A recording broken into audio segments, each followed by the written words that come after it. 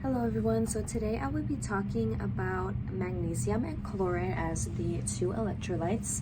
So starting off with magnesium, one of the major functions that it plays is that is a cofactor for enzymes, transporters, and nucleic acids.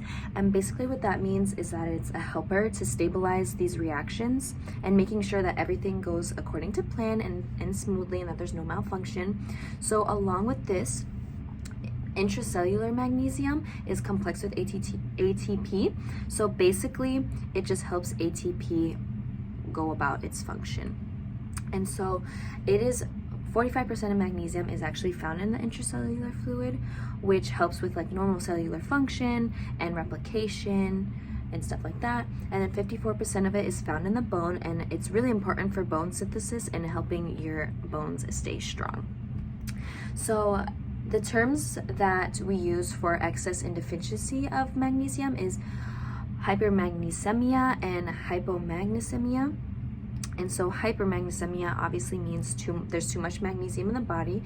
And so with too much magnesium, it causes like feelings of weakness and that you have no energy and hypotension, and you just have very weak reflexes, so you're not very aware. So basically there's an inverse relationship in this, since magnesium helps regulate the steadiness of your heartbeat and your blood pressure. Too much of it will make you feel tired because it'll lower your heart rate, because that's what it's all about, is bringing your heart rate to a steady beat and stuff like that. And then hypomagnesemia means that there's not enough of magnesium in your body, and if there's not enough magnesium in your body, then there's nothing there to regulate the steadiness of your heartbeat, so you could experience things like tachycardia, tremors, spasms, and basically your body just goes buck wild because there's nothing there to regulate it.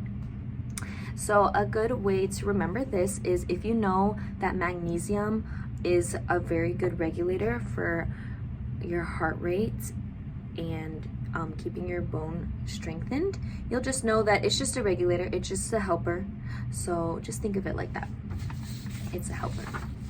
So then moving on to chloride, it is the most abundant in the extracellular fluid, and this is because a major role that it plays is that it regulates the nutrients and the fluids that go in and out of your cells. So that's why it's mostly found in the extracellular fluid, and it's mostly attracted to sodium, potassium, and calcium because those are really positive ions, and obviously chloride is a negative ion.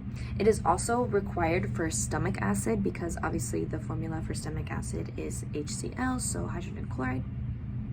And then the terms used for excess and deficiency of chloride is hyperchloremia, which means obviously there's too much chloride, and this is caused by kidney disease or diarrhea. And then since like the chloride ions follow the sodium a lot, too much salt will like result in hyperchloremia.